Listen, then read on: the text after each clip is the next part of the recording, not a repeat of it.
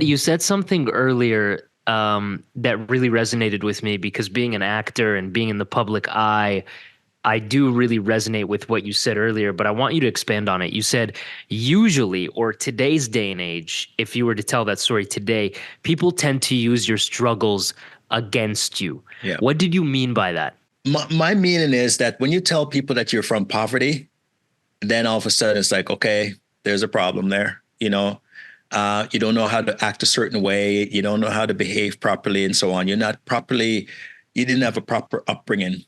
When you tell people that you're physically abused by your mother, they're like, you're damaged goods. So you're going to create problems. Maybe you have some mental issues that comes with that, and you're going to bring that into my organization. I don't want to be a part of that.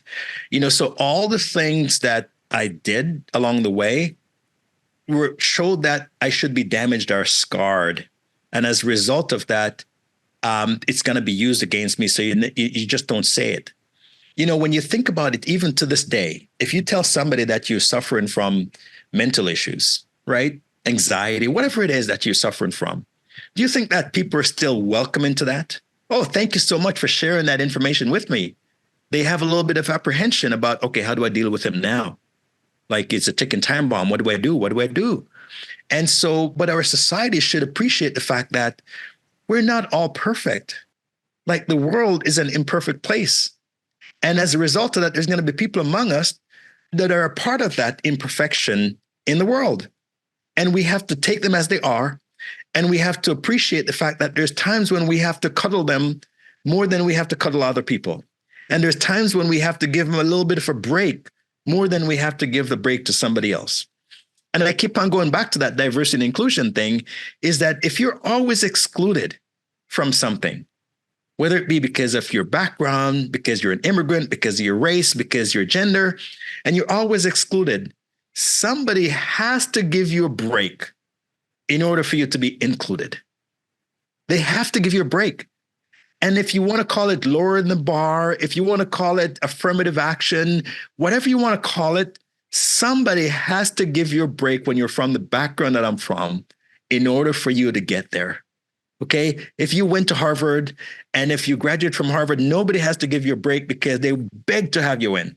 They beg. It's when you're not from those backgrounds that somebody has to go, I'm going to give you a break. And what does that mean? It means that normally we wouldn't give this opportunity to you because of all those disadvantages that you have, but I'm going to change my views on that and I'm going to give you that shot. That's what happened to me. And that's what led me to Dragon's Den to this very day. Now, think about that, right?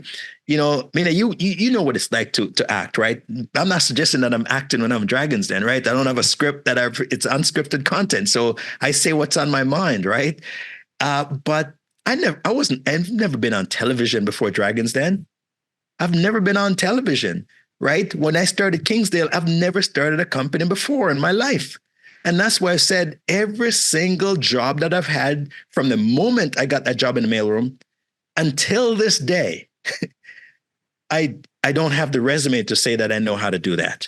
So let's say when they were casting Dragon's Den, if 10 people in the room and 9 of them had television experience and I have none, for them to give me that opportunity to be in Dragon's Den, they have to make an exception because I have no experience.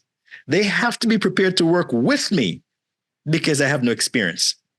But guess what? They have no idea how good I could become by giving me that opportunity. And I got on the show for the first time. There's one segment of the show that had 26 million views the day after we aired the show. Never happened in the history of the show between me and this guy and us back and forth. He's African, I'm Jamaican. He's Black, I'm Black. He's an immigrant, I'm an immigrant. He wants to invest in a company. Nobody would believe in him. I did. We start crying together on the show. 26 million Canadians go, we love that. Who benefited because they made an exception? The show benefited. Canadians benefited. They saw something that they didn't see before. And that's why sometimes we just got to go to get somebody in. We have to make an exception. We don't have to necessarily change the rules or lower the bar. We just have to make an exception. And that's what brings new people into situations that they've never been before.